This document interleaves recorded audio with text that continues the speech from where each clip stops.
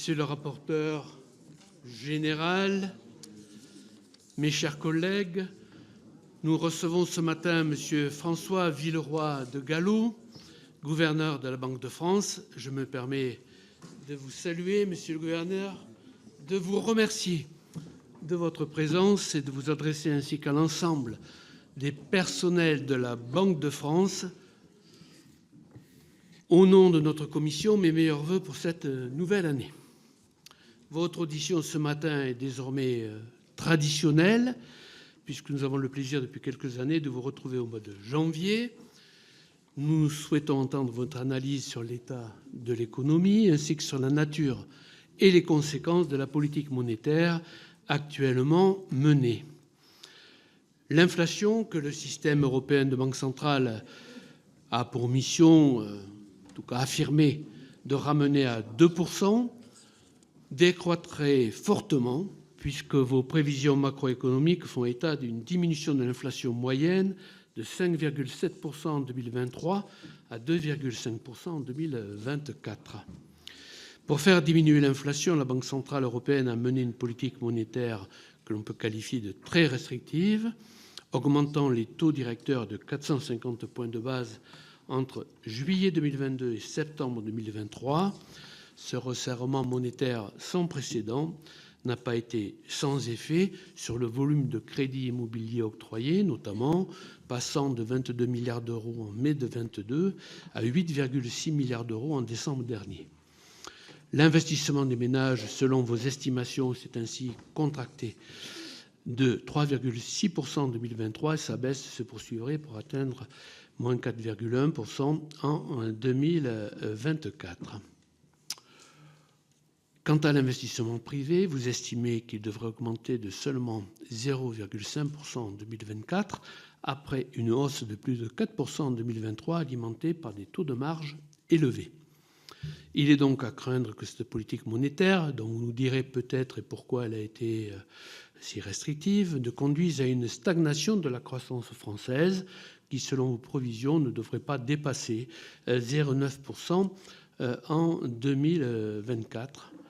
0,7% selon le consensus des économistes. Le chômage, qui atteint désormais 7,4%, pourrait également augmenter. Vous déclariez pourtant dans la presse en septembre dernier « Nous sommes, je vous cite, sur le chemin de vaincre l'inflation, sans provoquer de récession ni de chômage massif ». Donc c'est évidemment une question d'appréciation sur laquelle nous aimerions évidemment vous entendre. Figure également au nombre de vos attributions la gestion du système des paiements ainsi que la régulation du système bancaire. À ce titre, nous serons heureux de vous entendre sur l'entrée dans la deuxième phase de l'euro numérique. Les banques, vous le savez, qui disent avoir été peu associées lors de la phase 1, paraissent à tout le moins réservées sur ce projet. Nous vous laisserons nous expliquer son intérêt, notamment pour le citoyen. Par ailleurs, le secteur bancaire européen s'est fait peur l'an dernier à la suite des faillites de banques américaines en lien avec la remontée des taux et avec celle plus proche de nous de Crédit Suisse. La table ronde que la Commission a organisée sur ce sujet en mai dernier nous a quelque peu évidemment rassurés, mais les voix sont discordantes sur la transposition des accords internationaux de Bâle III qui doivent intervenir au plus tard fin 2024 en Europe. Certains craignent toujours l'application d'un modèle de réglementation anglo-saxon inadapté à la France. D'autres estiment au contraire qu'il pourrait être fait davantage, notamment en matière de climat, par exemple en pondérant de façon différente les actifs verts et bruns dans le calcul des ratios de fonds propres. Peut-être pourrez-vous nous éclairer, votre sentiment sur ces sujets. Je vous cède donc la parole sans plus attendre, Monsieur le gouverneur, les sujets sont nombreux, avant de prendre les questions de nos collègues. Cette audition est bien évidemment, et comme chaque année, retransmise sur le site Internet du Sénat. Je vous remercie.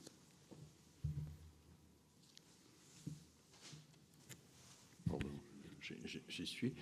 Monsieur le Président, merci de votre accueil et de vos propos. Monsieur le rapporteur général, Mesdames et Messieurs les sénateurs, Vous l'avez dit, cette audition annuelle au mois de janvier est devenue une tradition, presque un rite républicain. Il est en tout cas essentiel pour moi parce qu'il marque un peu la rentrée de l'année. Merci aussi de vos vœux. Je formule bien sûr tous les miens, d'abord personnels pour chacun de vous et collectifs pour notre cher pays. Dans l'environnement qui va rester turbulent en 2024, nous aurons plus que jamais besoin d'ajouter au pessimisme de l'intelligence l'optimisme de la volonté.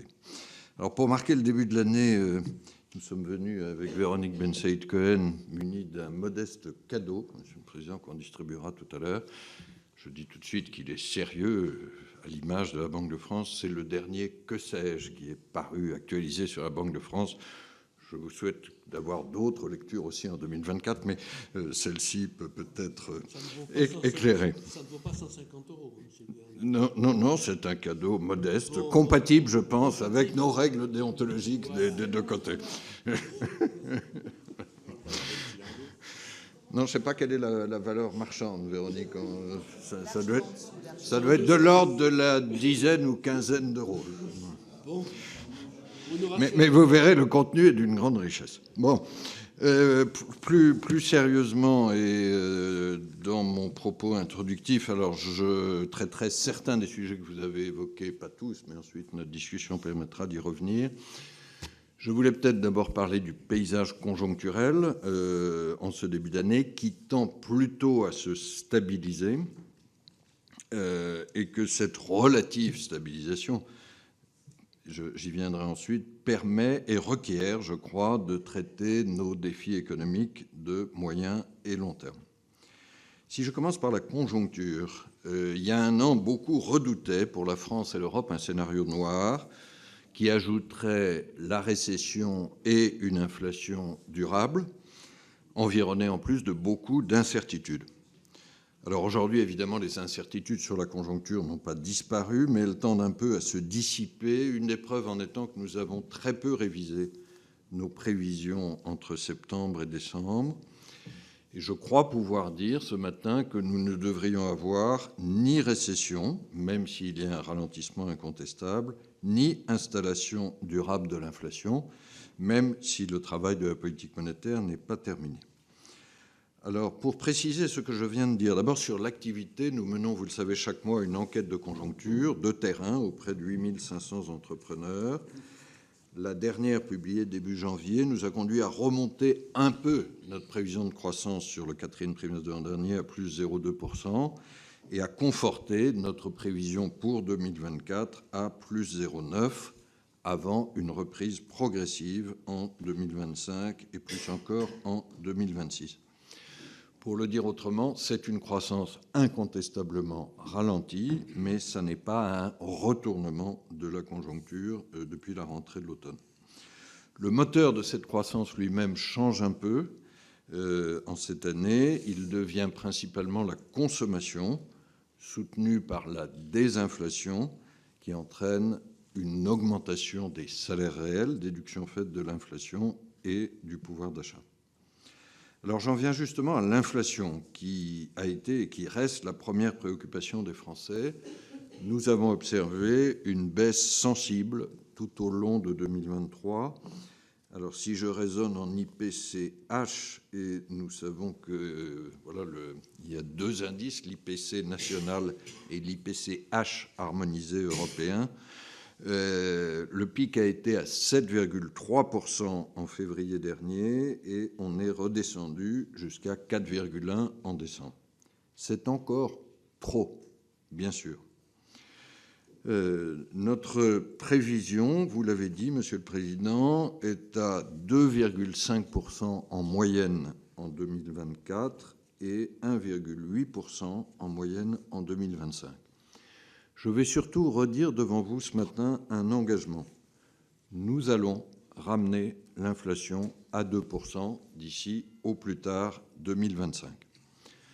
La Banque de France a été la première, il y a un an, à prendre cet engagement publiquement. Je crois qu'il suscitait un certain scepticisme à l'époque. Il est aujourd'hui considéré comme de plus en plus crédible, ce qui est une bonne nouvelle. Alors, cette confiance tient notamment au fait que la politique monétaire est efficace. Et je suis conscient que le remède n'est pas agréable, vous y avez fait allusion, mais il fonctionne. L'inflation, alors il y a quelquefois des doutes sur le rôle de la politique monétaire dans cette désinflation. Je crois que la meilleure réponse à cette question, c'est de regarder, parce que c'est vrai que la baisse des prix, la décélération des prix de l'énergie a aidé, mais la meilleure réponse à cette interrogation, c'est de regarder l'évolution de l'inflation sous-jacente, hors énergie et alimentation, qui elle aussi a diminué de 4,7% à son pic au printemps dernier, à 2,9% aujourd'hui. Mais cette confiance n'exclut pas la vigilance, bien sûr, notamment sur les conséquences des conflits au Proche-Orient. Et cette confiance s'accompagne de patience sur la politique monétaire. Sauf surprise, cette année sera l'année de la baisse de nos taux directeurs. Du coup, vient souvent la question de savoir quand exactement aura lieu cette baisse. Je crois que cette question est prématurée, parce que nous sommes guidés non pas par un calendrier, mais par les données. Si vous me permettez une image qui n'a rien à voir avec la politique monétaire, c'est la différence entre le football et le tennis. Deux sports que nous pouvons bien aimer, le football est guidé par un temps fixe et un calendrier fixe, une partie de 90 minutes. Le tennis est guidé par des sets à gagner et des étapes à passer. De ce point de vue-là, les décisions de politique monétaire ressemblent plus à un match de tennis. Nous sommes guidés par les données. Je suis sûr que mon image suscitera divers commentaires et réactions, mais le fond, c'est que nous sommes guidés par les données et des données à observer. Il faut, pour entamer la baisse des taux, des perspectives d'inflation ancrées autour de 2%, solidement et durablement. Solidement, ça renvoie aux données effectives observées, et durablement, ça renvoie aux prévisions et aux données prospectives. Dans cet environnement conjoncturel qui n'est pas facile, mais qui est donc moins incertain et surtout moins inflationniste, nous devons, je crois, sortir un peu de la dictature de l'urgence économique et allonger l'horizon de notre politique économique, de notre débat économique. Et ceci m'amène à 3 défis structurels que je voudrais évoquer rapidement devant vous. Le désendettement public, le cap du plein emploi et le bon financement de l'économie française et européenne. Sur le désendettement public, ce défi est hélas connu. Notre déficit public reste supérieur à ce qu'il était pré-Covid. Notre dette publique, à 110% du PIB, reste et restera très supérieure au pré-Covid, de plus de 10 points de PIB, et très supérieure à la moyenne de la zone euro, de plus de 20 points de PIB. Il y a face à ce défi, je crois, 2 axes de progrès. D'abord, je salue le démantèlement commencé des subventions budgétaires face au choc énergétique. Ce démantèlement doit aller à son terme et il y a là, je crois, un enseignement plus général, plutôt que ce qu'on pourrait appeler des dépenses compensatrices ex post, dont la France s'est fait une spécialité. La véritable clé de notre réussite économique est tout ce qui musclera en amont notre capacité productive. Le deuxième axe de progrès, c'est, je relève l'adoption au Conseil ECOFIN du 20 décembre de nouvelles règles budgétaires européennes, ce qu'on a appelé un cadre de moyen terme, même si elles restent, hélas, très complexes. L'essentiel est maintenant de les appliquer et donc, pour notre pays, de tenir ses engagements pluriannuels jusqu'en 2027. Je relève que ce serait très nouveau et ce serait donc très bienvenu. Le deuxième défi structurel que j'ai évoqué, c'est le cap du plein emploi. Alors, vous avez parlé, Monsieur le Président, du chômage, qui est évidemment un indicateur économique et social clé. Il reste relativement bas malgré le ralentissement économique, à 7,4% aujourd'hui. Et je voudrais relever positivement que la France a fait mieux que ses voisins, que tous ses voisins depuis 2019, sur 2 indicateurs, l'augmentation du nombre d'heures travaillées. Les Français n'ont jamais autant travaillé qu'aujourd'hui, contrairement peut-être à une image répandue, et l'augmentation du taux d'emploi qui est à plus de 68%. Nous ne sommes pour autant pas encore au plein emploi, nous en sommes même loin, à 5%, si on le définit à 5% de chômage, et nous sommes encore loin du taux d'emploi allemand qu'on peut estimer à environ 72% si on le corrige de l'effet temps partiel en Allemagne. Nous pouvons, je crois, atteindre dans la décennie cet objectif historique. Et j'associe, parce que c'est à peu près une correspondance économique, un taux de chômage à 5% et un taux d'emploi autour de 72%. Ce serait pour la première fois depuis plus de 40 ans. Il me paraît important que nous ne perdions pas ce cap et que nous ne gâchions pas notre chance. Ceci passe, et nous pourrons y revenir, par un travail plus abondant, bien sûr, mais aussi plus qualifié et plus motivant, y compris pour les jeunes. Je termine, si vous voulez bien, par le troisième défi que j'évoquais sur le bon financement de l'économie française et européenne. Et encore une fois, je ne prétends pas couvrir l'ensemble des points dans mon propos introductif. Il y a bien sûr de gros besoins d'investissement dans l'économie française, y compris dans l'immobilier. Nous reviendrons sur le crédit immobilier. Et en particulier, il y a de gros besoins de financement des 2 transformations qui sont en cours et qui sont notre grand défi économique, la transformation numérique, y compris l'intelligence artificielle, et la transformation ou la transition verte. Face à ces gros besoins, nous avons une ressource abondante, c'est l'épargne, et l'épargne privée. C'est vrai à l'échelle française, puis je viendrai ensuite à l'échelle européenne. Le taux d'épargne des Français se situe à la fin du 3e trimestre à 17,7% de leur revenu disponible brut. C'est un peu inférieur à l'Allemagne, mais c'est supérieur à nos autres voisins européens, l'Espagne, l'Italie, le Royaume-Uni, et c'est très supérieur aux États-Unis à 9%. Le problème n'est donc pas tant le montant que la composition de cette épargne, et je voudrais à cet égard évoquer 3 cercles, si vous voulez bien, du plus restreint, mais tout à fait important, au plus large. Si je regarde d'abord au sein de l'épargne liquide, il faut donner une vraie priorité à l'épargne populaire. C'est le sens des propositions que j'ai été amené à faire sur le livret d'épargne populaire et qui ont été retenues par le ministre. Un taux fixé à 5%, soit très au-dessus de la formule et encore plus au-dessus de l'inflation, à compter du 1er février prochain. Un plafond remonté à 10 000 euros et un objectif, je le redis, sur lequel les banques se sont engagées, de 12,5 millions de détenteurs du livret d'épargne populaire. Nous avons déjà beaucoup progressé, nous sommes à 10,7 millions, c'est plus de 3 millions de livrets supplémentaires en 2 ans, mais nous devons aller plus loin. Je rappelle qu'il y a entre 18 et 19 millions de Français qui ont accès à ce produit qui est de loin le plus intéressant pour les Français ayant moins de revenus. Cet avantage n'existe d'ailleurs pas à l'étranger. Je relève aussi sur l'épargne réglementée que la stabilisation du taux livret à 3% a déjà permis une relance de la production des prêts au logement social de 9% l'an dernier. Ça, c'est le premier cercle. Le deuxième cercle, c'est au sein de l'épargne de taux en général, dont l'épargne liquide fait partie, et qui représente environ 60% du patrimoine financier des ménages, donc qui est très majoritaire.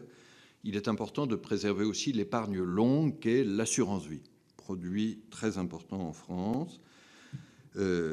J'invite ici les assureurs à offrir une rémunération suffisamment attractive, y compris sur le fonds euro, en utilisant les réserves disponibles, la provision sur bénéfice.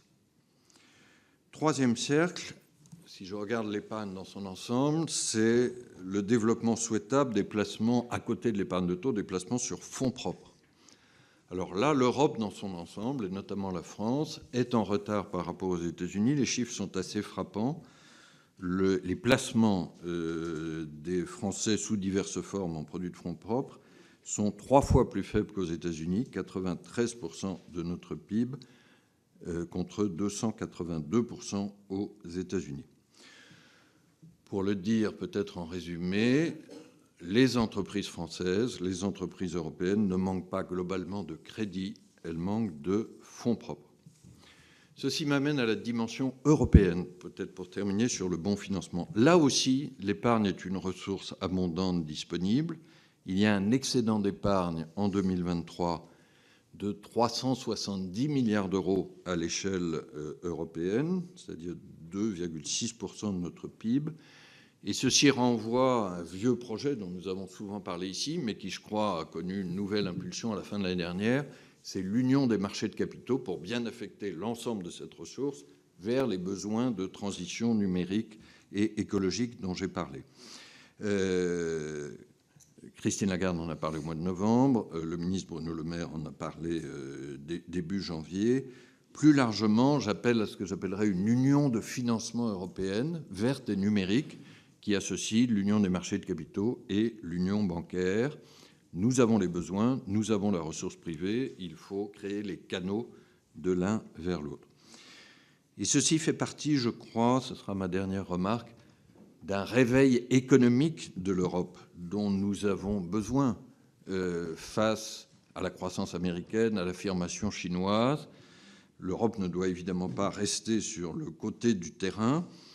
Nous devons jouer résolument nos atouts dans la compétition mondiale. Il y a cette mobilisation de l'épargne dont je viens de parler.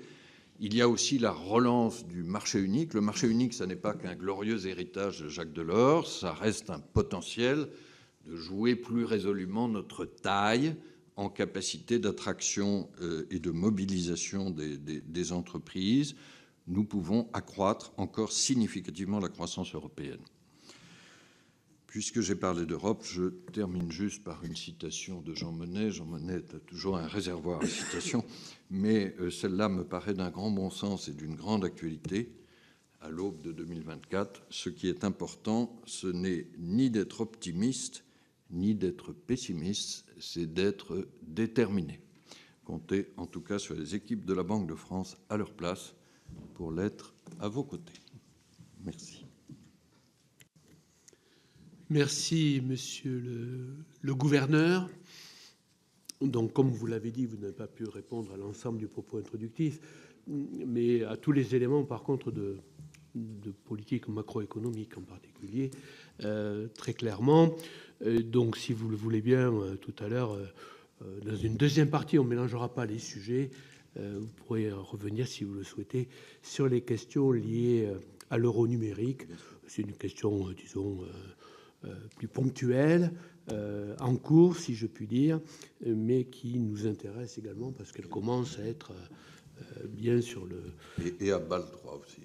Et à Bâle 3 également, qui est toutes deux questions de nature bancaire, on peut dire, en tout cas autour de la question des banques. Donc je vous propose de les laisser un peu sur la fin, effectivement, de nos propos. Je donne tout d'abord la parole au rapporteur général, et puis ne vous inquiétez pas, vous avez déjà 10 questions de nos collègues. Ça ne fait que commencer. Ce rapporteur général. Merci, Monsieur le Président. Merci, Monsieur le Gouverneur. Et à mon tour de vous souhaiter, ainsi qu'à vos équipes, mes meilleurs voeux. Je voudrais croire à la citation que vous avez empruntée à Jean Monnet sur ni pessimiste, ni optimiste, mais déterminé. En tournant la page de 2023, le Sénat, dans son travail budgétaire, s'est montré déterminé. Mais pour autant, encore faut-il que cette détermination puisse trouver une traduction. Et pour tout dire, au regard de la responsabilité qui est la vôtre, je dois dire que on s'est plutôt heurté à un mur sur les travaux qui ont été commis et sur les multiples propositions qui avaient pour but de faire bouger notre économie dans le bon sens. Je vais revenir très rapidement sur quelques-uns des aspects que vous avez évoqués, notamment sur la politique monétaire. Peut-on dire aujourd'hui que vous avez expliqué qu'elle était efficace mais douloureuse? Donc, pensez-vous que ce durcissement produit ses effets et que donc on devrait rentrer dans une période, je dirais, de plus grande stabilité et de moindre douleur? Si je pose cette question, c'est parce qu'en fait, on s'aperçoit que dans le lien entre les prévisions de croissance et le resserrement de la politique monétaire, notamment pour 2024, je note quand même que sur la prévision de croissance, vous faites une prévision de croissance à 0,9, là où le gouvernement l'a fait à 1,4. C'est un écart qui me paraît substantiel et au regard je dirais, des délais de transmission à l'économie de la politique monétaire, on peut se poser des questions puisque, par exemple, des études récentes montrent qu'à la suite d'une hausse des taux directeurs de 100 points de base, le PIB réel diminue en moyenne au cours des 2 trimestres suivants de 0,3% et que les effets perdurent jusqu'au 8e trimestre. Ce n'était pas tout à fait ce qu'on disait il y a une dizaine d'années, puisque, en gros, on pensait que ça allait être entre 25 et 50 mois. Autre sujet sur, finalement, ça fait un peu écho à ce que j'ai dit au départ, sur mener une politique budgétaire responsable. Quel regard portez-vous sur l'accord qui est intervenu récemment entre les États membres sur le pacte de stabilité et de croissance? On était plutôt dans les travaux de la Commission, de la différenciation, et on s'aperçoit que sous la pression allemande, on est plutôt arrivé sous une forme, comment dirais-je, d'alignement et d'uniformité. Donc, quelle est votre appréciation sur ces nouvelles règles qui vont être mises en place? Alors, j'ai bien entendu, il faut non seulement les mettre en place, mais les respecter, ce qui ne s'est jamais, avez-vous sous-entendu, pour ne pas dire dit, dans votre propos, ce qui ne manque pas d'ailleurs là aussi de m'interpeller. Et puis je voudrais revenir enfin sur le sujet du plein emploi. Finalement, vous évoquez le fait qu'on a des indicateurs intéressants. Alors je les prends, les 2 indicateurs intéressants, mais je constate que simultanément, on est très en retard sur la productivité et qu'on est surtout on est en porte-à-faux avec l'évolution de la déprise démographique. Celle-ci, je suis désolé, elle a un effet mécanique. Et donc, de votre point de vue, comment est-ce que ça peut se traduire? Est-ce que ça veut dire aussi qu'il faudrait, en musclant l'appareil productif et la production industrielle, recourir davantage et à de la main-d'œuvre, si on ne l'a pas suffisamment, d'immigration, et également à de la robotisation?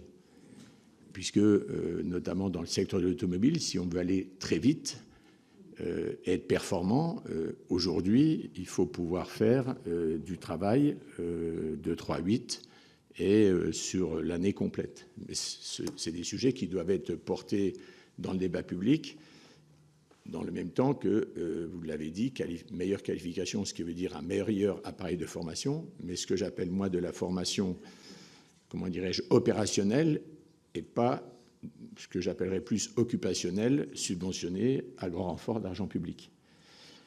Et là, me semble-t-il, c'est un enjeu pour la France, mais vous l'avez dit, c'est un enjeu européen, et je terminerai par là, parce qu'effectivement, je pense que ce soit pour Ariane Espace, mais je dis ça en regardant le président de la Commission des finances, enfin, je préfère aujourd'hui, et on devrait avoir une fierté collective française et européenne aux côtés et derrière Airbus, quand on regarde dans la compétition mondiale ce que le géant américain, en termes d'aviation, aujourd'hui rencontre comme difficulté. Je ne dis pas qu'il faut s'en réjouir, mais quand l'Europe gagne et fait gagner les pays membres, ça doit être porté haut. Merci, monsieur le rapporteur général. Donc, des questions assez larges. Monsieur le gouverneur, est-ce que vous souhaitez y apporter peut-être quelques éléments d'éclairage? Je peux donner quelques éléments et peut-être revenir tout de suite sur la question BAL 3 et du crédit. Je pense qu'on reviendra sur l'euro numérique ensuite.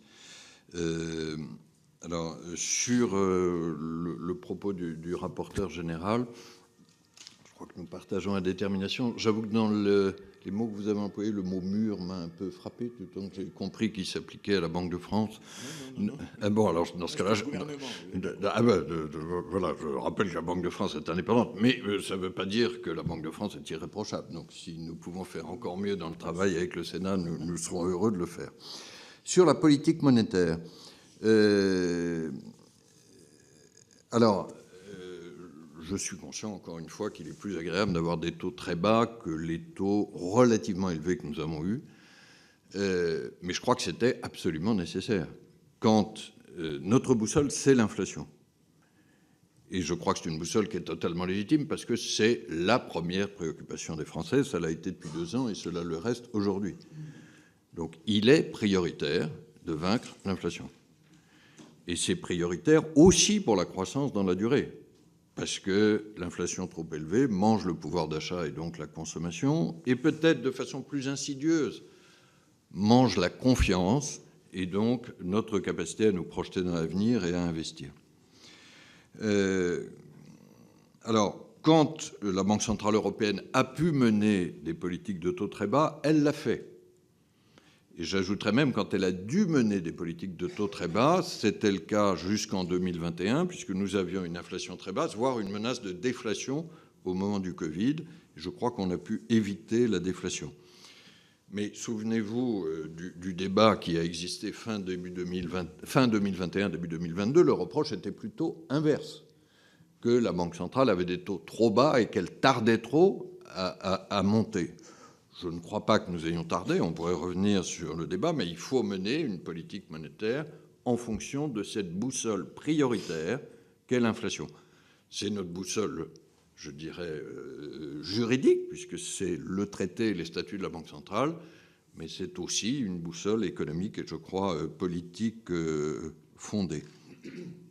Alors, il ne faut pas non plus la mener à l'excès ou trop longtemps. Vous avez donné, monsieur le rapporteur général, des chiffres sur l'effet sur la croissance de la politique monétaire. Il y a beaucoup d'estimations en la matière. Je ne récuse pas forcément celle-là.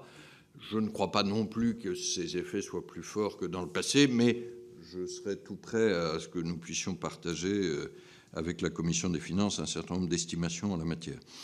Ce que je voudrais noter, c'est que la politique monétaire agit aussi à travers les anticipations, canal des anticipations.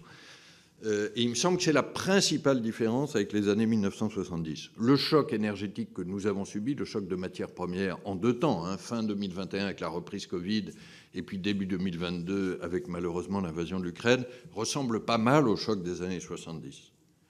Mais ces effets spontanés étaient les mêmes. Je crois que la réaction de politique monétaire a été assez différente, que une des raisons qui explique, je crois, le succès aujourd'hui, à ce stade de la désinflation, c'est que les entreprises, les ménages, les marchés financiers, l'ensemble des acteurs économiques sont restés convaincus que l'inflation reviendrait vers 2% parce que la Banque centrale agirait. C'est ça qu'on appelle le canal des anticipations. Et je crois que c'est aujourd'hui un succès important de la politique monétaire. Je relève au passage que ces taux à 4%, le taux directeur de la Banque centrale, est un taux qui est nettement moins élevé qu'aux États-Unis, à 5,5%, et qui est beaucoup moins élevé que le niveau auquel les taux d'intérêt avaient dû monter dans les années 70. Donc le fait d'agir tôt a permis d'agir moins fort. Et il y aura, comme je le disais, baisse des taux cette année, même si j'ai été prudent et patient sur son calendrier. Voilà. Mais soyez assurés que nous sommes déterminés par cet objectif d'inflation à 2% et qu'il ne s'agit pas de faire un excès de resserrement ou de rigueur monétaire. Alors, sur la politique budgétaire, je dirais que ma situation est plutôt plus confortable parce que ça ne relève pas de la Banque centrale et je crois que nous partageons, monsieur le rapporteur général, les souhaits vraiment d'un désendettement de la France. Vous avez posé la question des règles issues de l'accord européen du 20 décembre et est-ce qu'il s'agit de trop d'uniformité ou d'alignement par rapport à l'Allemagne? Je ne crois pas. Je pense qu'un certain nombre de chiffres ont été réintroduits ou de règles. Vous savez, c'est ce fameux débat entre les règles chiffrées et le jugement. Bon, je vais dire avec, je pense, un certain pragmatisme qu'il faut les deux, parce que si on renvoie uniquement au jugement, l'expérience prouve qu'il y a toujours des bonnes raisons de ne pas faire l'ajustement budgétaire. Si on renvoie uniquement aux règles, on oublie la diversité des circonstances. Donc je crois qu'il fallait aussi des règles chiffrées. Si j'ai un regret, je l'ai dit, mais je vais peut-être un peu le préciser, c'est leur complexité. Et la négociation a conduit à des règles qui sont plus complexes que la proposition initiale de la Commission. Pour citer un exemple, la proposition de la Commission reposait beaucoup sur l'idée d'une norme de dépenses, et je crois que c'est une bonne chose, parce que ça, c'est un critère que tout le monde peut comprendre, partager, discuter. Est réapparue la notion de solde structurel, qui est une notion beaucoup plus subtile, complexe, voire discutable sur le plan des chiffres. Voilà, donc ça n'est pas parfait, mais je crois que ça a au moins le mérite d'exister. Et comme vous l'avez dit, l'essentiel va être l'application. Sur le plein emploi, oui, la démographie joue. Elle joue heureusement pour l'instant un peu moins en France qu'ailleurs. Je rappelle ces seuils. L'Allemagne, dès cette année, va voir sa population active diminuer. La France devrait voir sa population active diminuer à peu près autour de 2030, selon les estimations. Alors, certaines des pistes que vous avez évoquées, l'immigration sur des métiers en tension, la robotisation, sont bien sûr nécessaires. Je ne veux pas du tout opposer les solutions, je crois que nous devons les ajouter. Je souligne simplement que la question de la formation, de la qualification reste absolument clé. Ce paradoxe insupportable en France, que nous ayons encore plus de 2 millions de chômeurs, des centaines de milliers de jeunes au chômage, et en même temps 41% des entreprises qui font état de difficultés de recrutement. C'est la double peine, c'est un paradoxe économique et surtout social insoutenable. Voilà. Donc l'enjeu d'une formation professionnelle qui soit effectivement la plus opérationnelle possible, de poursuivre le succès de l'apprentissage et bien sûr de la réforme de l'école est absolument clé. Peut-être dernière remarque à ce propos, mais je vais arriver dans un terrain peu chiffré et assez qualitatif. J'ai ajouté dans mon propos introductif le fait d'avoir un travail qui soit plus motivant. Cette question de la motivation au travail monte beaucoup de la part des chefs d'entreprise, de la part des jeunes dans le débat social, et pas seulement en France. Et ça recouvre des choses sur le sens au travail, sur le télétravail, sur l'autonomie dont on dispose. Je crois que le travail de demain doit être différent du travail d'hier. En qualification, il doit être plus qualifié, mais aussi en sens, en organisation. Et ça me paraît plutôt une bonne chose. C'est un effort qui incombe d'ailleurs aussi aux entreprises. Mais le point sur lequel j'insiste, c'est que nous avons une chance historique d'atteindre l'objectif du plein emploi. Je suis conscient qu'il y a un débat sur le calendrier. J'ai dit dans la décennie, ça dépendra aussi du cycle économique. Ne manquons pas cette chance, ça serait la première fois depuis plus de 40 ans. Sur BAL 3, Monsieur le Président, pour traiter une de vos questions, j'entends comme vous un certain nombre d'interrogations des banques françaises. Nous avons eu parfois l'occasion d'en parler ici. Je crois que BAL 3 est un bon équilibre et qu'il faut maintenant le mettre en œuvre. BAL 3 est un avantage européen, contrairement à ce qu'on a parfois dit. Je rappelle qu'au moment de la crise bancaire du mois de mars, en Californie et en Suisse, on a eu l'occasion d'entendre, et ça me paraissait très bienvenu, un consensus de tous, y compris les banques françaises, en disant « nous sommes protégés de la crise grâce à BAL 3 ». C'était vrai, ça s'est vérifié. Et donc, quand la menace de la crise s'éloigne, il ne faut pas revenir en disant « ah, mais les règles de BAL 3 sont trop contraignantes et vont empêcher la distribution du crédit ». Non, elles n'empêcheront pas la distribution du crédit immobilier, elles n'empêcheront pas la distribution du crédit aux entreprises et aux PME. Je crois que c'est plutôt un avantage européen. Je souhaite ardemment d'ailleurs que les propositions qui ont été faites par la Fédérale Réserve américaine soient transcrites en réalité, parce que là, il y a un retard américain et le lobby bancaire américain est extrêmement actif aujourd'hui pour combattre les propositions de la Fédérale Réserve. il y a un retard américain qui s'est payé au mois de mars par la crise bancaire. Comme vous le savez, Silicon Valley Bank et d'autres banques n'étaient pas soumises aux règles de Bâle III. Ça s'est vu.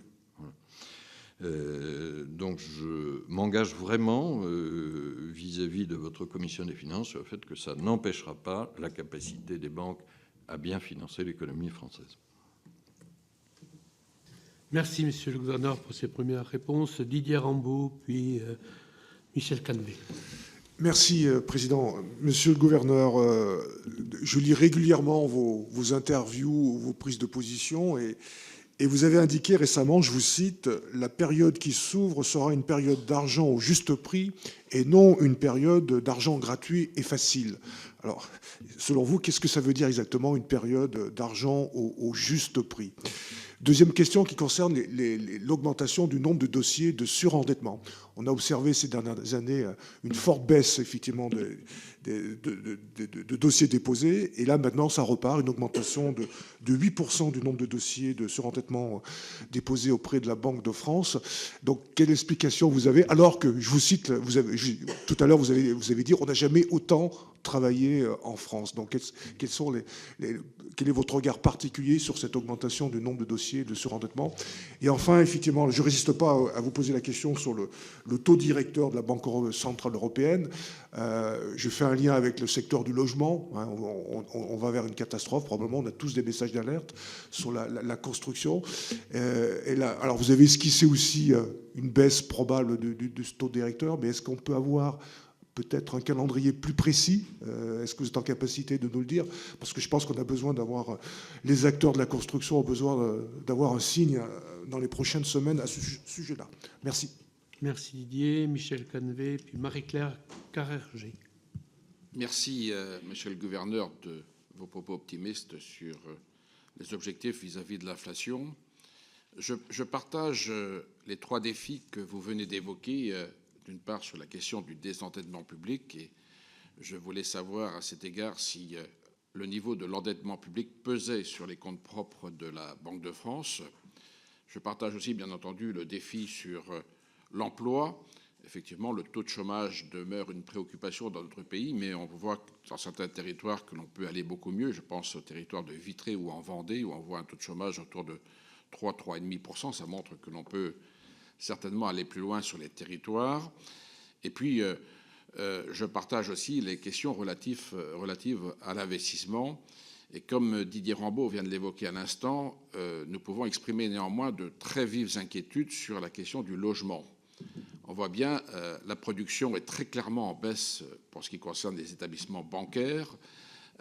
On voit des difficultés à l'accès au logement et je dirais que c'est même le logement locatif qui est empanné. Je pense que parmi les critères que le Haut Conseil pour la stabilité financière a mis en œuvre, a édicté pour les banques, je pense qu'il n'y a pas suffisamment de marge de manœuvre, en particulier pour ceux qui veulent faire du locatif, car nous manquons de logement locatif qui est un élément essentiel pour la mobilité et donc pour l'accès à l'emploi sur notre pays.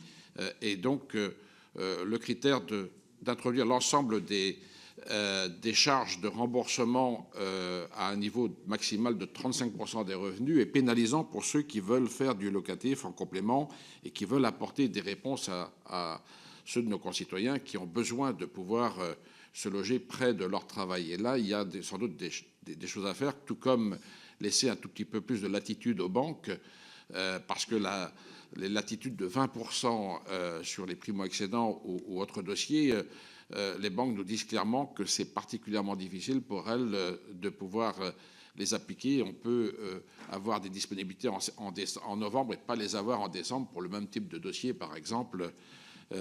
Et on voit bien que bon nombre de nos concitoyens souffrent de refus de prêts pour l'immobilier, pour investir dans l'immobilier, alors même qu'ils ont des apports financiers tout à fait importants, et cela est une préoccupation. Puis dernier point sur la question du droit au compte et de l'inclusion bancaire, hein, puisque la Cour des comptes avait évoqué, je dirais, la difficulté pour les banques de respecter ce droit au compte. Beaucoup le font, mais beaucoup ne le font pas non plus. Dans l'Observatoire de l'inclusion bancaire, la Banque de France, en 2022, avait observé dans son enquête les mêmes analyses. Bon, le décret de 2022 a maintenant donne l'obligation aux banques de signaler à la Banque de France les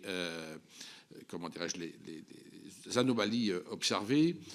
Est-ce que vous avez observé, monsieur le gouverneur, que les pratiques des banques se sont améliorées sur le droit au compte et sur les explicitations pour ceux qui se voient opposer un refus? Merci Michel. Marie-Claire Carrère-Gé, puis Hervé Maurey. Merci, Monsieur le Président. Très brièvement, une question qui rejoint celle qui a été posée par Didier Rambaud sur l'augmentation du nombre de recours aux procédures de surendettement, pour savoir, et qui tronche avec les évolutions de long terme, pour savoir si vous estimez que ça s'explique avant tout par le fait qu'on était arrivé à une sorte de plancher et que donc voilà, ou est-ce que vous voyez d'autres explications? Et par ailleurs, si je puis me permettre, nuancer un peu votre appréciation si positive sur la situation et l'évolution sur le marché du travail, sur l'emploi. D'abord, on a un taux de chômage qui est quand même en légère augmentation et qui est à plus 15 par rapport à la zone euro et plus 25 par rapport à l'UE. D'autre part, l'expression on n'a jamais autant travaillé en France, elle s'explique quand même, et donc l'augmentation du taux d'emploi qui est le corollaire, s'explique quand même un peu par l'explosion de l'apprentissage, donc c'est un peu à relativiser. Et enfin, bien qu'on ait encore un taux de chômage supérieur aux autres, et donc un nombre de salariés peu qualifiés, un emploi qui est proportionnellement plus faible que d'autres, on ne se distingue pas par un niveau de la productivité qui serait flambant. Et ça, il me semble que c'est quand même assez inquiétant à moyen terme. Je vous remercie. Merci Marie-Claire. Hervé Maurey, puis Marc Lamini. Merci, Monsieur le Président. Monsieur le Gouverneur, je voudrais vous poser deux questions. La première sur la crypto-monnaie et la seconde sur la fraude au virement. Sur la crypto-monnaie, vous vous souvenez que le Parlement, à l'initiative de notre commission, a renforcé le dispositif et qu'il y a depuis le 1er janvier un système d'enregistrement renforcé qui a été mis en place.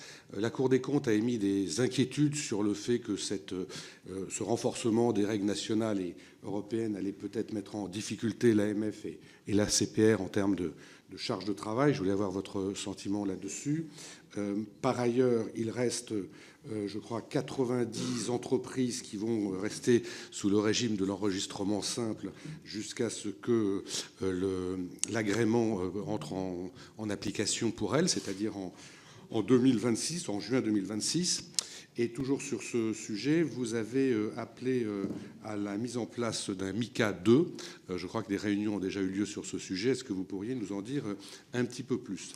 Deuxième sujet, c'est la question de la fraude au virement. La Banque de France l'a évalué au premier semestre 2022 à un quart des sommes extorquées. Je pense que depuis le premier semestre 2022, les choses se sont aggravées. Alors pour que tous mes collègues sachent de quoi je veux parler, le système est très simple. Vous recevez une facture d'une entreprise à qui vous devez de l'argent. J'en parle malheureusement en toute connaissance de cause parce que j'en ai été victime. Vous recevez une facture et le lendemain, vous recevez de la même boîte mail une information disant j'ai changé de compte, voilà mon nouveau RIB. Et comme ça vient de la même boîte mail, vous ne vous méfiez pas. Comme je l'ai dit, j'en ai été victime, mais je sais qu'un certain nombre d'entreprises en ont été victimes, parfois pour des sommes de plusieurs millions, même dizaines de millions.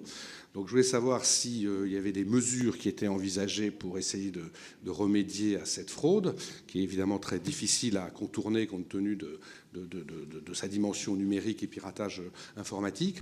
Et puis surtout, je voudrais savoir ce qui est envisagé pour la protection du consommateur, parce qu'aujourd'hui, il semblerait que, contrairement à la fraude aux cartes bancaires, les banques n'aient aucune obligation en la matière de remboursement des victimes. Donc je voulais savoir si une réflexion était en cours sur le sujet. Je vous remercie. Merci Hervé. Marc Lamini, puis Sylvie Vermeillet. Merci Monsieur le Président. Merci beaucoup. Merci Monsieur le Gouverneur de votre exposé particulièrement toujours complet. Alors je reviens un peu sur une question que m'était permis de vous poser il y a quelque temps concernant le département des Ardennes que je représente et le maillage du territoire. Et à l'époque, vous aviez répondu que vous étiez très attaché à la présence de la Banque de France, je dirais, sur les territoires. On représente certes un petit département, moins de 300 000 habitants, mais aussi avec des entreprises. Et je crois que c'est important d'avoir des relais, des bons interlocuteurs, je dirais, sur le terrain. Et alors, en ce qui concerne l'organisation de la Banque de France, est-ce que vous pérennisez un petit peu les moyens humains sur le terrain et en proximité, et le lien aussi avec beaucoup le monde économique. Puis une question peut-être qu'on pourrait aborder, et c'est aussi pour les particuliers, pour les ménages, qu'en est-il un petit peu de l'évolution des surendettements, parce que bon, malheureusement, je dirais, il y a des factures, notamment électricité ou autre, au chauffage ou autre, et puis il y a quand même malheureusement beaucoup de personnes en situation difficile. Donc voilà un petit peu, c'était mes modestes questions. Je vous remercie beaucoup. Merci Marc. Sylvie Vermeillet, puis Antoine Lefèvre. Merci Monsieur le Président, merci à vous Monsieur le Gouverneur pour votre présentation. J'aurais une question principale qui concerne l'épargne des Français. Vous avez dit qu'elle s'élevait à 17,7% du revenu disponible brut, que c'était un peu moins qu'en Allemagne, mais que c'était bien supérieur à l'épargne aux États-Unis. Est-ce qu'on s'assure bien que cette épargne, ce sont les banques françaises qui la captent? Et est-ce qu'on a moyen est-ce qu'on a des dispositifs justement pour encourager cela et éviter la fuite vers des banques étrangères type JP Morgan ou autres? Voilà, et je suis un peu inquiète sur cet aspect-là et l'évolution des parts de marché des banques étrangères. Et puis juste en prolongement de ce que Hervé Maurey vient de dire, est-ce que justement l'intelligence artificielle participe à la lutte contre la fraude bancaire qui est effectivement très inquiétante? Merci. Merci Sylvie. Antoine Lefèvre, puis Christine Lavarde. Oui, merci Monsieur le Président, Monsieur le Gouverneur.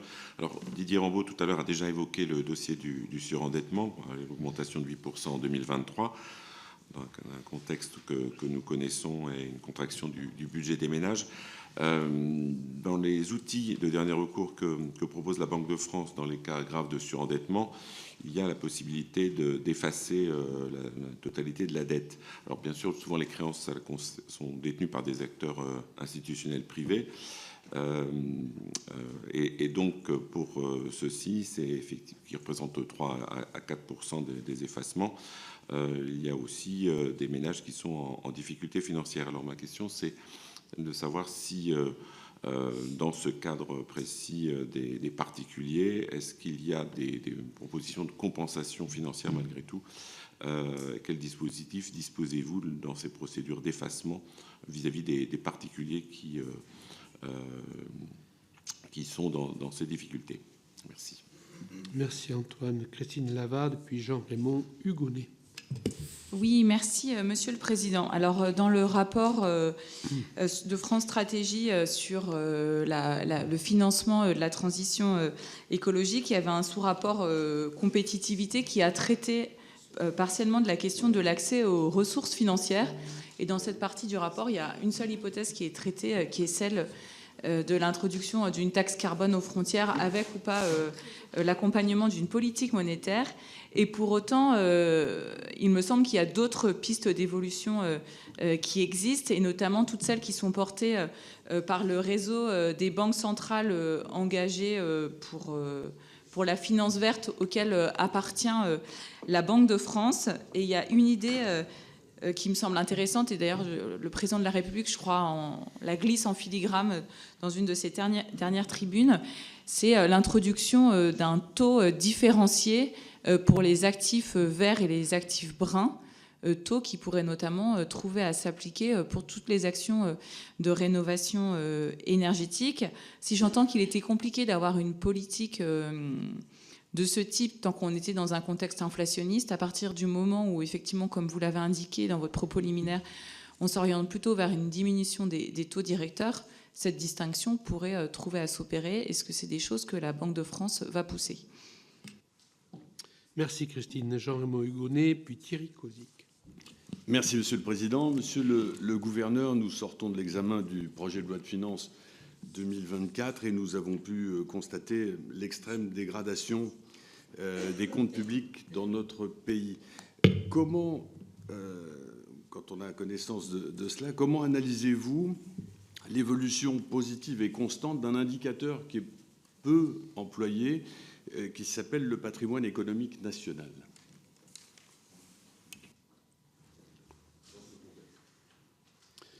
Merci, Jean Raymond. Thierry Cozic, puis Guylaine Senet. Merci, Monsieur le Président. Monsieur le Gouverneur, on le sait, la variation des taux d'intérêt a une influence directe sur le renchérissement des crédits et sur la baisse de la capacité d'achat. Notamment dans ce contexte, l'application des mesures relatives à l'octroi d'un crédit imposé par le Haut Conseil de stabilité financière aux banques accroît les difficultés d'accès au financement. Ça a été évoqué tout à l'heure, notamment la dérogation de 2023 qui proposait que 20% des nouveaux prêts accordés peuvent déroger aux normes contraignantes de ces mesures, donc avec une limitation à 25 ans de la durée maximale des crédits à l'habitat, à 35%, le taux d'effort maximum pesant sur les emprunteurs, pour les primo-accédants et les particuliers s'endettant, à acquérir leur résidence principale. Les refus de prêts se multiplient pour des raisons parfois absurdes, à tout le moins curieuses. Les exemples se multiplient. J'ai eu un échange dernièrement avec un promoteur qui me disait que sur 10 compromis de vente, il y avait 10 refus de prêt. Je vais vous citer une situation, de preuve s'il en fallait. Une personne habitant à Paris, souhaitant acheter un appartement au Mans, en Sarthe, à 200 000 euros et disposant d'un apport de 80 000 euros, s'est vu refuser un prêt sous prétexte qu'il ne serait pas propriétaire de sa résidence principale. En effet, parce que ce financement risquerait en effet de bloquer un financement ultérieur pour l'acquisition de sa propre résidence principale.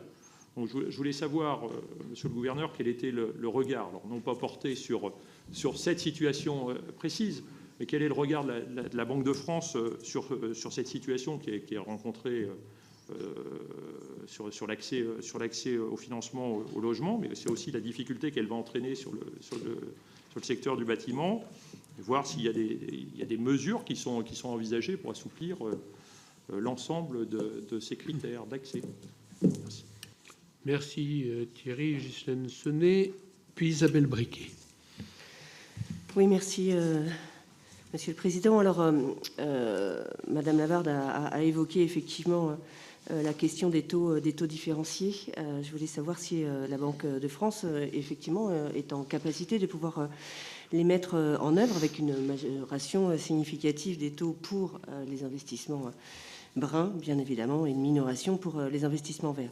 L'autre question, ce serait de savoir est-ce que nous pouvons aujourd'hui connaître l'horizon temporel d'une mise en place d'un taux d'intérêt vert.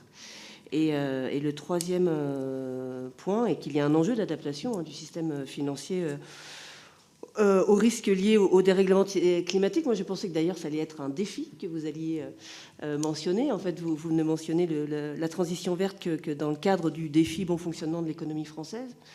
Le risque financier systémique lié à l'urgence climatique et au dérèglement climatique semble bien évidemment un vrai enjeu. Et comment, aujourd'hui, la Banque de France travaille-t-elle sur les scénarios climatiques et la résilience du système financier français ?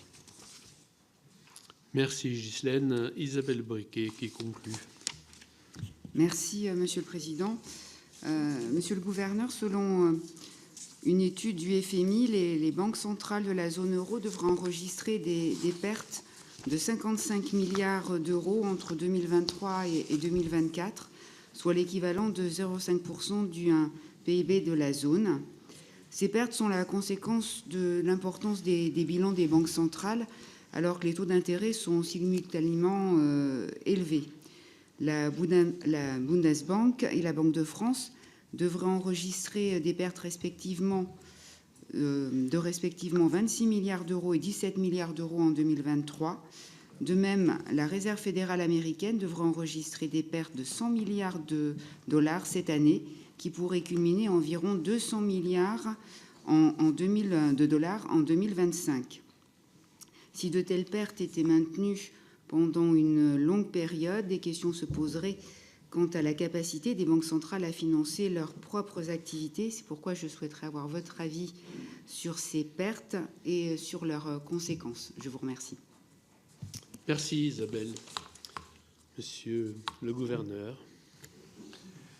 Monsieur le Président, je veux d'abord saluer la qualité et la richesse des questions. Je ne sais pas être trop long, mais c'est presque toujours le cas quand je viens à la Commission des finances, mais ça me frappe particulièrement. Alors, je vais prendre peut-être les questions dans l'ordre et je n'oublierai pas l'euro numérique à la fin. Monsieur Rambaud, merci d'avoir lu mes propos sur l'argent au juste prix. Je trouve que je les ai tenus hier, en plus, et pour tout vous dire, j'étais à Davos, où j'essayais de... Voilà, expliquer un peu aussi ce que la France faisait. Ce que j'ai voulu dire par là, c'est qu'il y a eu une période, et j'y faisais allusion tout à l'heure en réponse au rapporteur général, mettons entre 2015 et 2022, où les taux d'intérêt étaient extrêmement bas. Et je crois que c'était justifié par cette boussole qu'est l'inflation et le fait de combattre le risque de déflation. Et quand nous pouvons soutenir l'activité économique sans prendre de risques inflationnistes, nous le faisons. Donc à l'époque, les taux réels, c'est-à-dire déduction faite de l'inflation, étaient clairement négatifs. Je crois qu'un argent au juste prix, alors ça ne se voulait pas une annonce sur le niveau des taux d'intérêt cette année ou à la fin de l'année, mais à moyen terme, un argent au juste prix, c'est en moyenne des taux d'intérêt réels qui sont plutôt à l'équilibre, à zéro.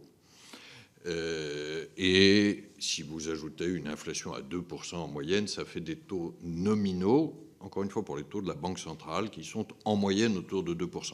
Alors ça varie au long du cycle. Quand il y a des menaces inflationnistes, il faut être un peu au-dessus. Quand il y a, en sens inverse, une inflation qui peut être insuffisante, il faut être un peu en dessous.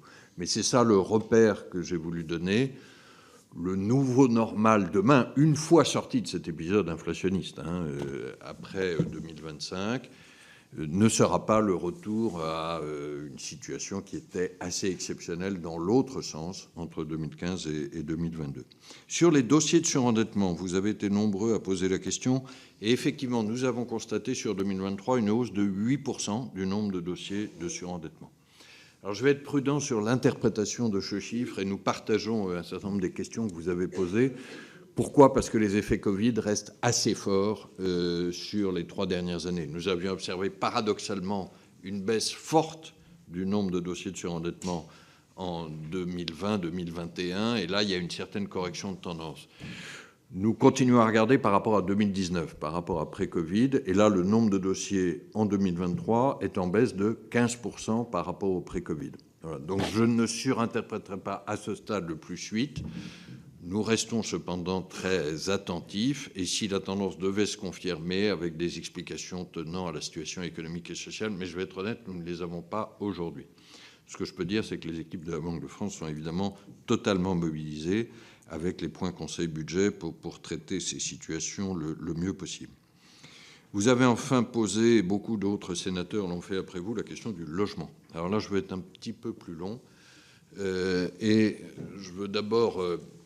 peut-être marquer 2 précautions, si vous voulez bien, et puis ensuite donner un certain nombre de points d'accord et de perspectives. Les 2 précautions, c'est que je crois que comparer le niveau des prêts immobiliers aujourd'hui, qui est autour de 9 milliards d'euros pour les crédits nouveaux chaque mois, au montant qu'on a connu en 2021 ou début 2022, qui était au-delà de 20 milliards, ça n'est pas la bonne référence. Le 9 milliards est un souci, je vais y revenir après.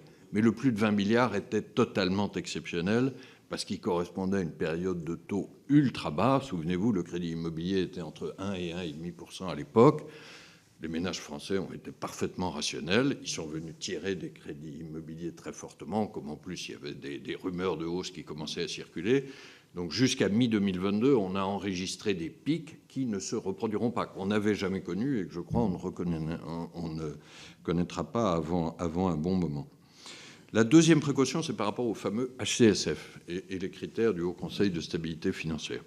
Alors, vous me permettrez de défendre un peu les décisions de cette instance et qui ont été elles-mêmes assouplies, ajustées en juin puis en décembre. L'objectif du HCSF, et nous avions déjà eu l'occasion d'en parler, c'est pas de rendre le crédit immobilier plus rare, c'est de vérifier qu'il n'y a pas de dérive sur les risques de surendettement dont nous parlions à l'instant. Je vais le dire, très directement, c'est très facile de relancer le crédit immobilier en risquant le surendettement des ménages. C'est très facile. Les États-Unis nous fournissent le contre-exemple. Heureusement, nous en sommes très loin en France. La crise des subprimes en 2006-2007, c'est de vouloir pousser le crédit immobilier sans regarder la solvabilité des ménages. Le rôle du HCSF, c'est de garantir que le crédit immobilier est accessible, mais qu'il ne pousse pas au surendettement. Nous avions été amenés à réagir à partir de 2020. Pourquoi ? Parce qu'on voyait une tendance très forte à l'époque à l'allongement constant de la durée. On a mis là la limite à 25 ans. Souvenez-vous, il y a quelques années, le bon sens disait plutôt 20 ans. Et au taux d'effort des ménages, c'est-à-dire le charge de la mensualité par rapport à leur revenu, là aussi, on disait en général un tiers, nous avons mis la limite à 35. Et puis, nous avons introduit des flexibilités. C'est les fameux 20% que plusieurs d'entre vous ont cités, dont une flexibilité pour l'investissement locatif. Si vous voulez bien, je ne rentre pas dans les détails. Nous avons un peu assoupli ces flexibilités dans les décisions de juin et décembre. Ce que je voudrais dire avec beaucoup de conviction, et je crois que c'est une conviction partagée par l'ensemble des membres du HCSF, je n'en suis que le rapporteur, mais il y a des personnalités qualifiées, il y a diverses autorités, c'est que nous sommes aujourd'hui au point d'équilibre et que si on voulait toucher encore aux normes du HCSF, on prendrait un risque de surendettement et on ne relancerait pas pour autant la production de crédit immobilier. Donc il n'est pas en cause, pour le dire autrement, la meilleure preuve en étant que ces fameuses flexibilités ne sont pas utilisées aujourd'hui à plein par les banques. Les 20% ne sont utilisés qu'à environ 15%. Sur l'investissement locatif dont vous avez parlé, la flexibilité est elle-même sous-utilisée. Donc les banques ont les moyens de prêter plus avec la norme HCSF aujourd'hui. Je crois vraiment que c'est un faux semblant, et j'entends comme vous un certain nombre d'acteurs qui continuent à mettre en avant le HCSF. Ça n'est pas le sujet aujourd'hui. Le HCSF n'empêche pas d'avoir plus de production de crédit immobilier. Alors, ayant dit ça, et pardon d'être un peu long sur le sujet, mais je mesure comme il est important pour notre pays, pour les Français et pour le représentant que vous êtes, il l'est aussi pour nous. Je veux marquer 2 points d'accord, et je crois que c'est dans ce sens qu'il faut qu'on agisse. Le premier, c'est que le niveau de 9 milliards de production de crédit nouveau ne suffit pas. Et donc, il faut que nous ayons, là, nous sommes à une espèce de stabilité, il faut que nous ayons, au long de l'année 2024, une reprise progressive. Encore une fois, on ne reviendra pas aux 22 ou aux chiffres avant, mais je ne veux pas donner de chiffres, il faut une reprise graduelle de la production de crédit immobilier. Je pense qu'il y a un certain nombre d'éléments qui sont réunis en ce sens. Il y a une demande probablement des ménages qui va être moins attentiste. Beaucoup de ménages n'ont pas demandé de crédit immobilier parce qu'ils ont attendu un ajustement des prix qui est en train de se produire. Il y a des taux du crédit immobilier qui devraient se stabiliser et ensuite, j'espère, baisser. C'est la question que plusieurs d'entre vous ont posée. Les taux du crédit immobilier, c'est des décisions des banques, ce n'est pas des décisions de la Banque de France ou de la Banque centrale européenne. Mais il y a diverses composantes. Il y a les dépôts à vue qui coûtent 0, il y a le livret A qui est stabilisé à 3, il y a les taux de marché qui dépendent de la Banque centrale européenne. Là, les taux de la Banque centrale européenne sont stables et vont même baisser. Et enfin, les taux à long terme qui eux-mêmes ont baissé. Ça fait un certain nombre d'ingrédients favorables. Mais ce n'est pas moi qui rassemble ces ingrédients pour les décisions de taux des banques. J'observe juste qu'il y a une certaine tendance à la stabilisation et à la baisse. Et comme vous l'avez vu, j'ai proposé que nous revenions à la fixation trimestrielle du taux de l'usure. Nous avions beaucoup parlé l'an dernier de ce sujet du taux de l'usure. Exceptionnellement, on avait accepté un ajustement mensuel pour qu'on puisse intégrer la remontée des taux et qu'on sorte de ces taux un peu exceptionnels à 1,5. Je crois que ça n'a plus de raison d'être aujourd'hui. Donc le retour au trimestriel est un signe de stabilisation. Donc ça fait un certain nombre d'éléments favorables. Enfin, il y a la fameuse question de la volonté de prêter des banques. Il y a des facteurs de demande, ils sont prédominants, il y a des facteurs de niveau de taux, mais est-ce que les banques ont la volonté de prêter sur le crédit immobilier ? Et j'ai entendu beaucoup de questions de votre part sur la question du taux de refus et de l'augmentation du taux de refus. Et M. Kozik, c'est l'exemple que vous citiez, que je ne connais pas en particulier, mais je sais que beaucoup de parlementaires, et ça nous arrive aussi d'être saisis, ont des cas qui paraissent difficiles à expliquer de taux de refus parce qu'ils ne sont pas justifiés par les normes HCSF. Bon. Alors, je vais à la fois prendre le rôle inconfortable de dire un pronostic un tout petit peu positif sur la volonté des banques, mais en même temps d'avoir une exigence vis-à-vis d'elles. Je vois aujourd'hui un certain nombre de signes que les banques reviennent sur le crédit immobilier, elles font des campagnes de publicité, elles sont plus proactives, etc. Et je ne peux ce matin que les inviter fortement en ce sens. Une banque saine, une banque solide comme les banques françaises, c'est fait pour prêter aux PME et aux ménages. Et il y a probablement certains acteurs qui, temporairement, s'étaient un peu désengagés du crédit immobilier. Elles n'ont aucune raison de le faire aujourd'hui. Elles n'ont pas de raison de rentabilité, de liquidité, etc. Ça, ce serait des prétextes. Je vois objectivement une volonté nouvelle, renforcée en ce sens. Le point sur lequel, me semble-t-il, il faut définitivement éclairer les emprunteurs potentiels, c'est cette question des refus. Alors, c'est très difficile à mesurer. Je ne veux pas rentrer dans les débats techniques. Nous n'avons pas, nous, de mesure objective de est-ce que les taux de refus ont augmenté ou pas. Bon, on pourra y revenir si vous voulez. Mais ce que j'ai proposé en la matière, qui me paraît la façon la plus simple, la plus opérationnelle, pour reprendre le mot du rapporteur général, de traiter ça, c'est qu'il y ait une procédure de réexamen amiable simple. C'est-à-dire qu'un dossier apparemment solvable qui est refusé peut saisir sa banque et nous suivrons les cas de réexamen. Les banques nous disent qu'il y aura confirmation des décisions parce qu'elles ne refusent aucun dossier solvable. Dans ce cas-là, la procédure sera l'occasion de le montrer. À minima, ça servira à ça. Et si ça permet de réexaminer positivement un certain nombre de dossiers, tant mieux. Bon.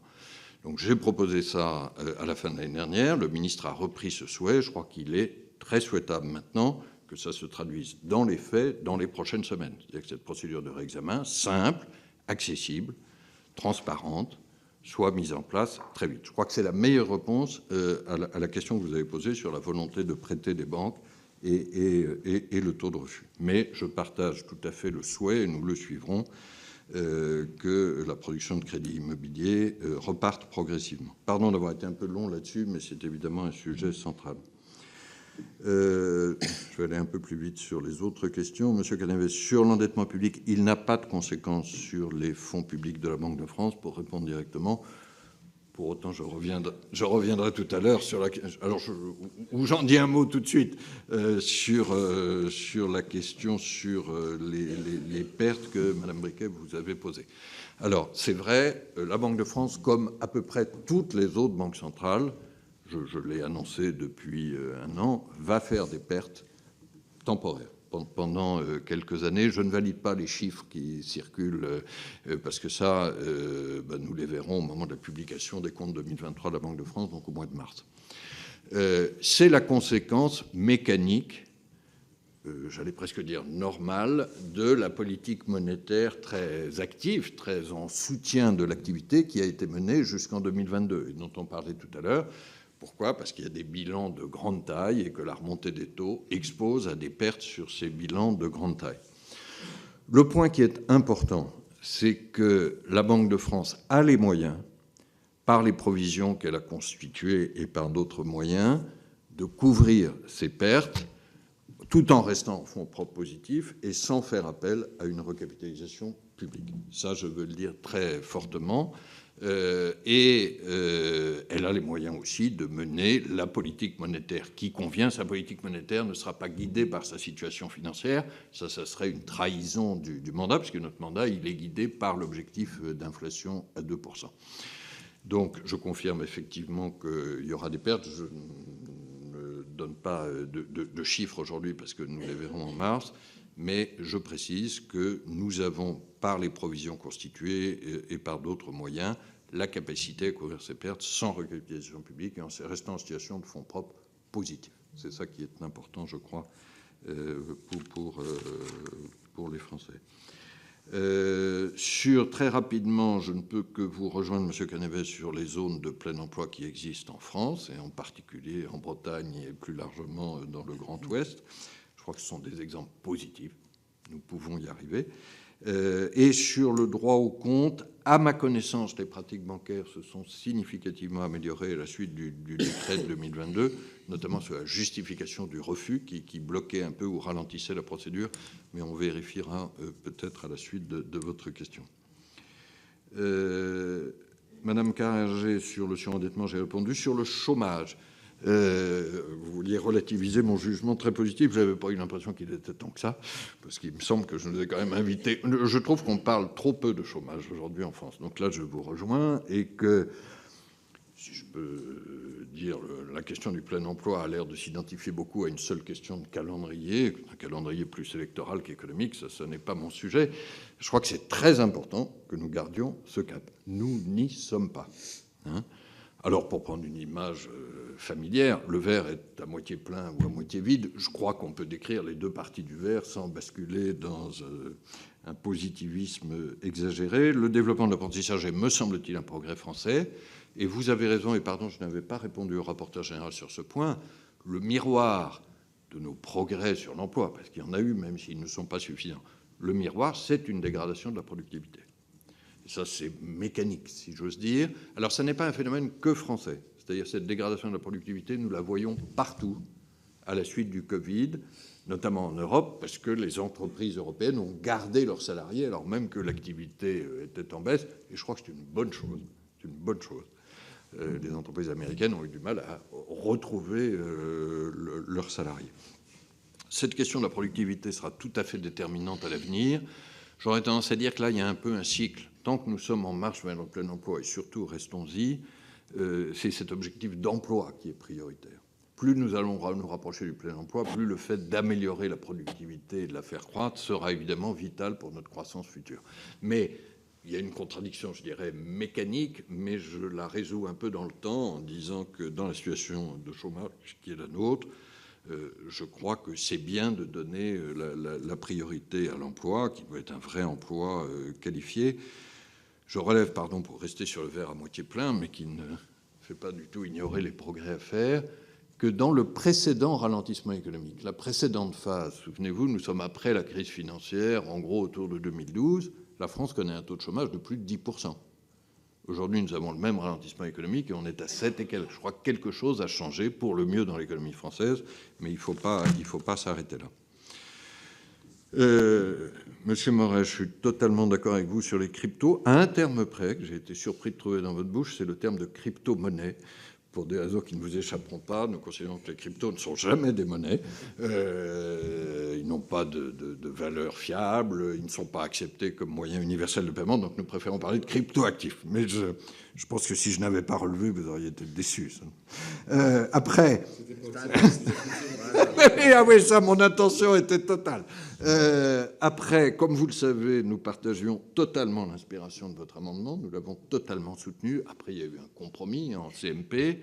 C'est un compromis. Voilà, c'est un progrès. J'aurais aimé qu'on aille plus loin dans le sens de ce que vous aviez proposé.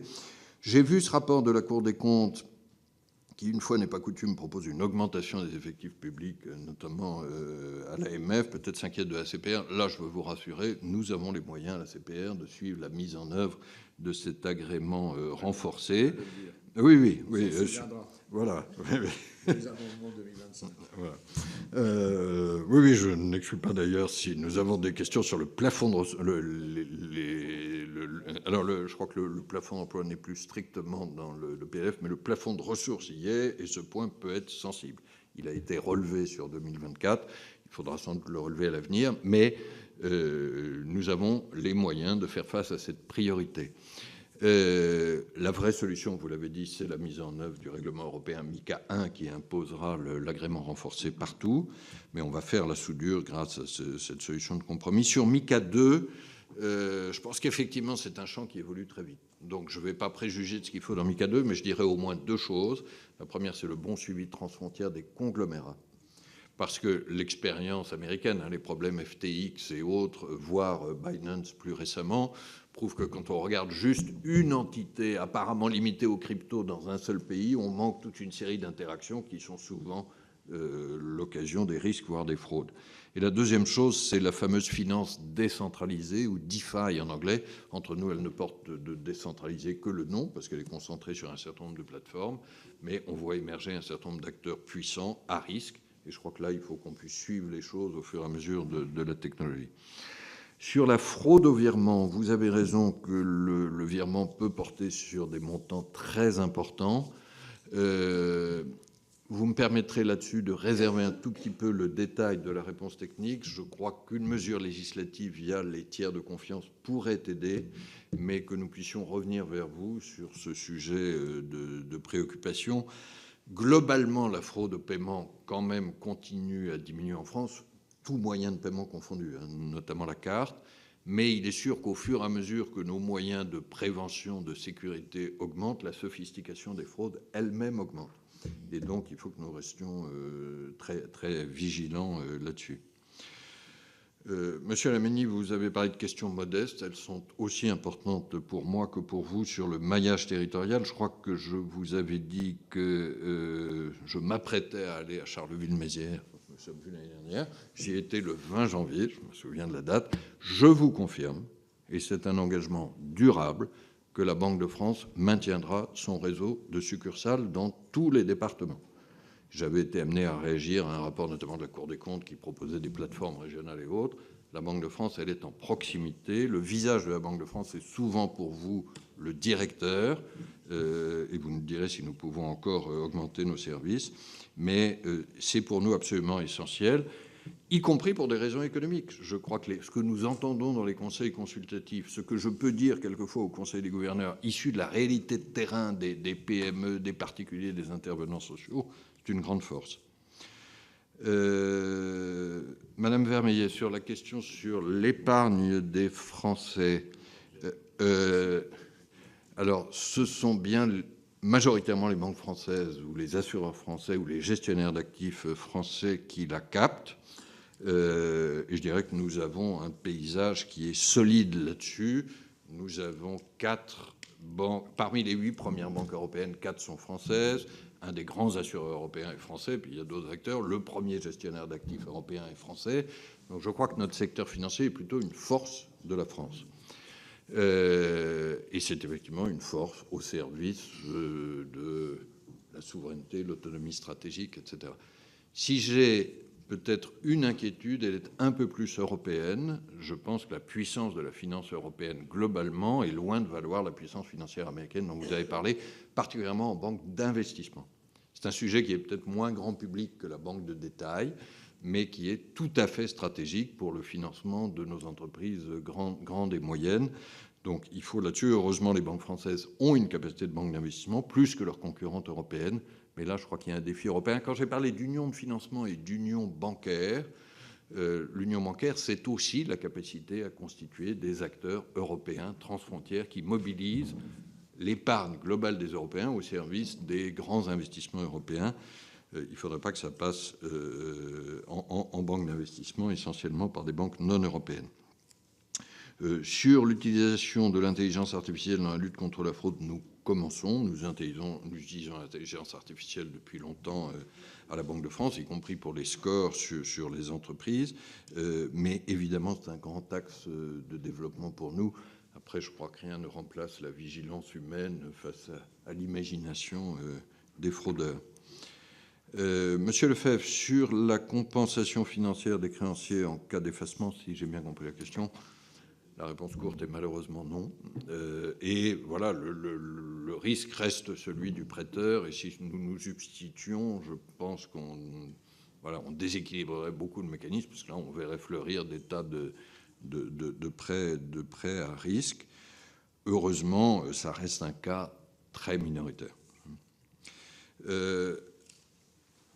Madame Lavarde, d'abord, merci d'avoir rendu hommage au réseau auquel appartient la Banque de France. Vous me permettrez même d'appuyer un peu plus. C'est un réseau qu'a créé la Banque de France et dont le secrétariat mondial est à Paris. Alors, il porte un acronyme anglais, malheureusement, NGFS, réseau pour verdir le système financier, mais il a beaucoup de succès et nous y veillons activement.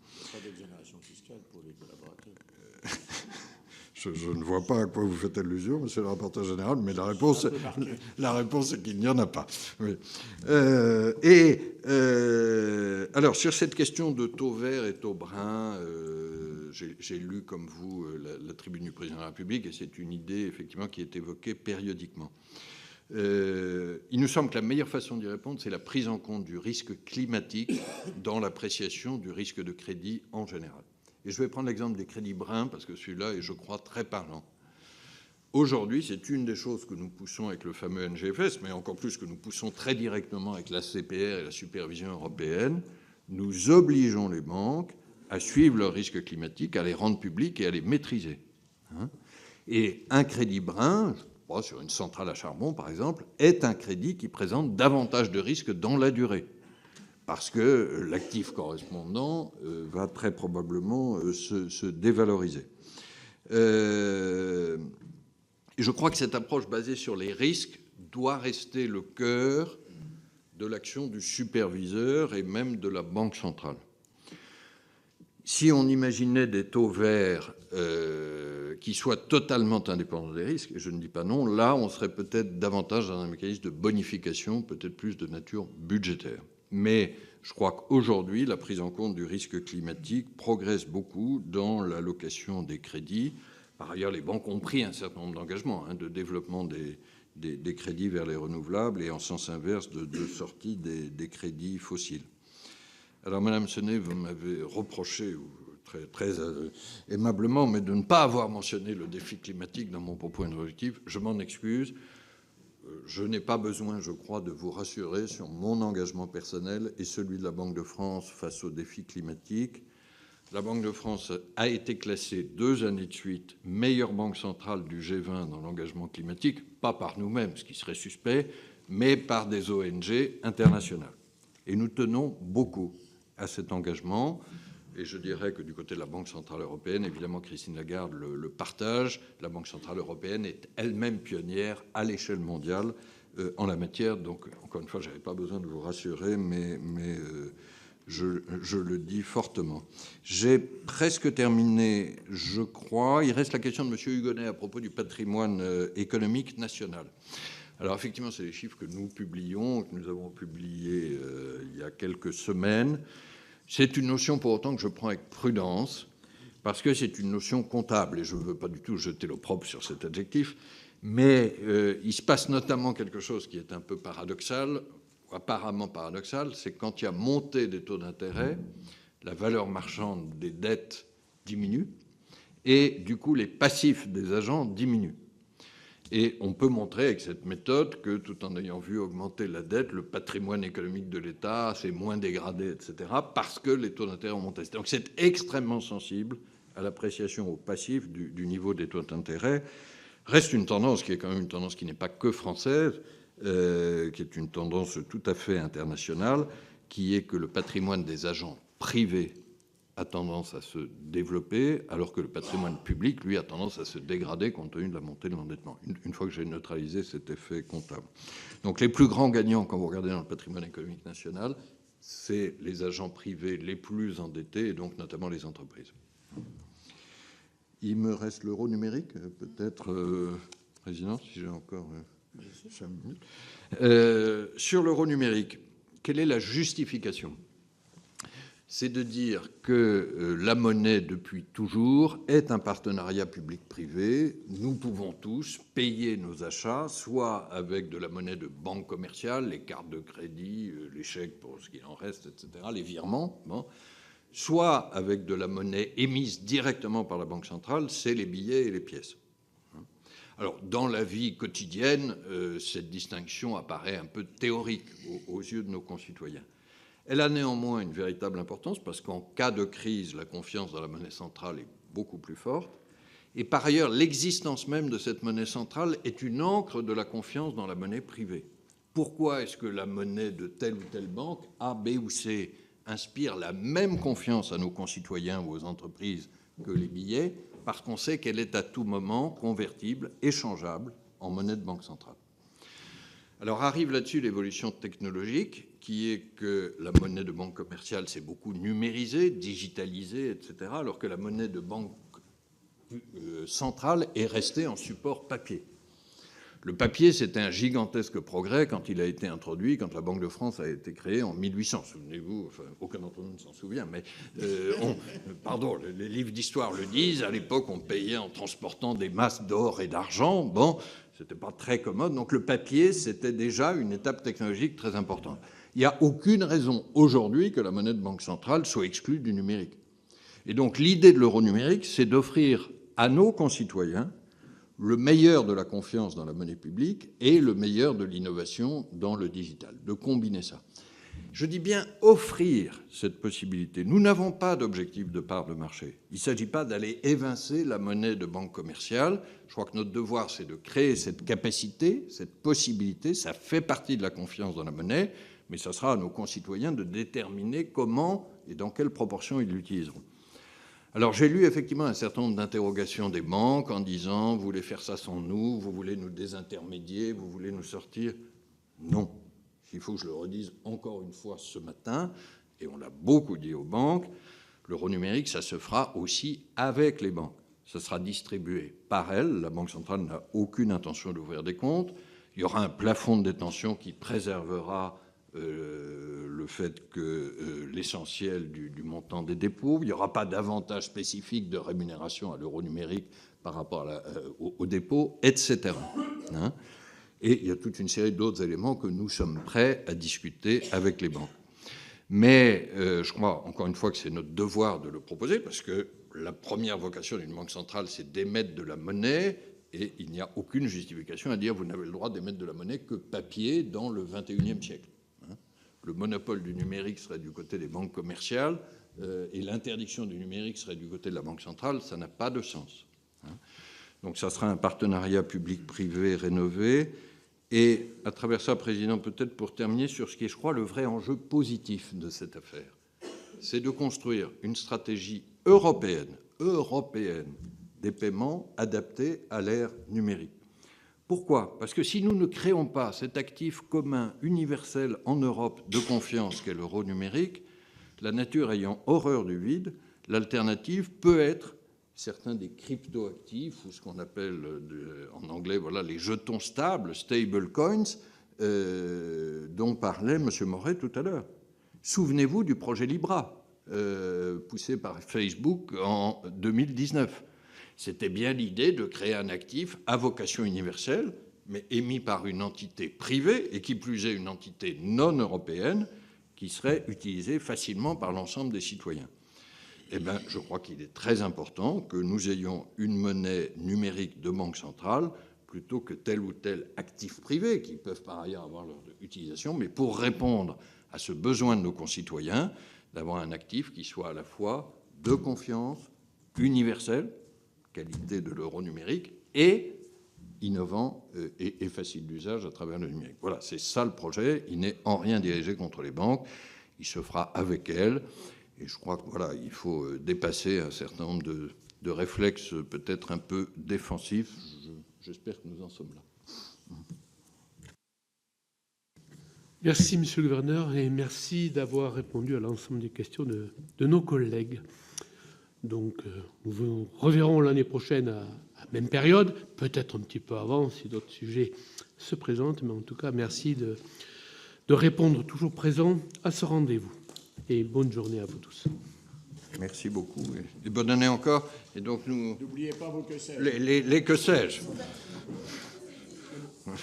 10 € et